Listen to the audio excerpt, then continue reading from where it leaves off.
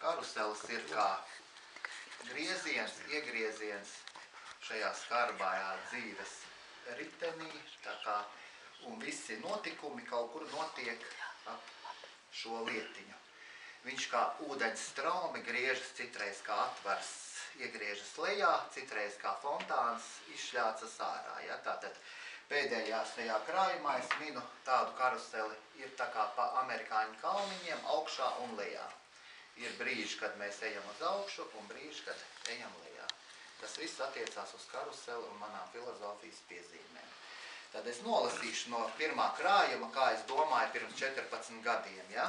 Vienu šito te dzejolīti pie gaismas. Karusels, tas griežas un neapstājas. Tūliņ es to apturēšu. Nē, tā nav tava pietura. Tev jābrauc tālāk. Griezies un griezies vēl, ka nesagriezies par daudz. Brīdi apstājies un padomā, cik apļu vēl palicis. Tu vēl tomēr kusties. Es neko nevaru padarīt, liekšu tūliņ ārā, jau lecu, bet tas lēnām apstājās. Tā tu mani griezi un sagriezi. Es vairs neatceros, kur es sāku, ko lai iesāku un ko lai daru. Vai to es tiešām vēl varu? Viss ar tevi sākās un arī beidzās, lai kā arī tas steidzās. Bet tu pat nevari pieturēt manā īstajā pieturā. Karuseli es tātad uzrunāju. Tas nebija mūžs, bet tikai epizode viena, kurā tu biji iegriezts par daudz, citreiz esi vērīgāks un nepalaid garām savu pieturu. Tātad pirms 14 gadiem rakstīts darbs, un nākošais jau pēc kāda gada vai 2 gadiem jau Karuselis 2 aizgāja. Arī mēs satikāmies, bet toreiz mums bija tāda tikšana, šitien pirmo reizi mēs tiekamies skolā, ja? Bija Dainim Locim, hokeja skolas direktoram, hokeja skolā Rīga, biljarda zāle, kur mēs parasti satikāmies ne tikai uz prezentācijām, bet arī nedēļā vienu reizi uz sporta pasākumiem. Tur ir pirts, baseins, biljards, lejā trenažieru zāle, sporta dienu mēs nosaucām to svētdienu, un galda tenisu spēlējām, un visi tur ir bijuši. Izņemot. Inta nav bijusi tur, bet, un zina. Damsič arī bijis hokeja skolā, man liekas. Es neatceros, Amošīt, tu pat neesi bijis. Bija. Karuselis 2.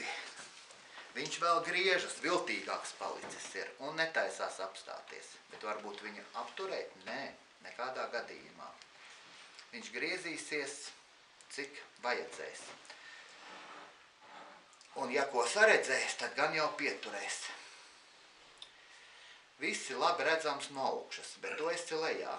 Varbūt saņemies un brauc augšā, jā, tūliņ to darīšu. Tā es domāju ilgi, kaut ko centos darīt, bet viņš vienalga griezās un gaidīja manu pieturu.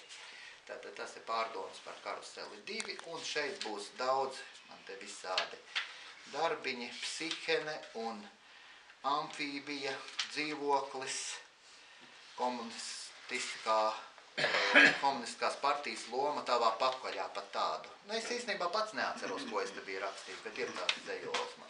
Ballīte, vērotājs, pārziemošana. Pārziemošana ir baigi populāra, tāpēc, ka man pārziemošana dzejolīši kāda, tie ir dzejolīši vai Rūja viņas nosauca par rīmēm, vārsmām, vīpsnas pat un te visādi nosaukumu. Es viņas par rīmēm drīzāk saucu, jo man nav tādu konkrētu dzejas ritmu, atskaņu un takta mēra vai kā to vēl sauc. Ja? Tātad tās ir rīmes. Pārziemošana vēl 2000 kaut kādā 4. gadā tas ir. Un 2016. ir 2 pārziemošanas vēl. Pārziemošana 2 un pārziemošana 3. Viss attiecās uz vienu tēmu. Process nav viegls, ir jābūt labai vietai, nekā dimants cietai, bet patīkamai lietai. Vislabāk pie kādas, dušīgas sievietes. Protams, ja ir ēdamais, nav slikts arī dzeramais, iespējams uzbudināmais. Tad varētu justies kā taupos, nevis pie vecmāmas laukos, pārziemot ar godu, katru dienu pietaisīt podu. Nodarboties ar mīlu, sevi upurēt kā ķīlu, pavasarī laisties prom, tāda ir mana doma. Tātad tas bija Karuselis 2.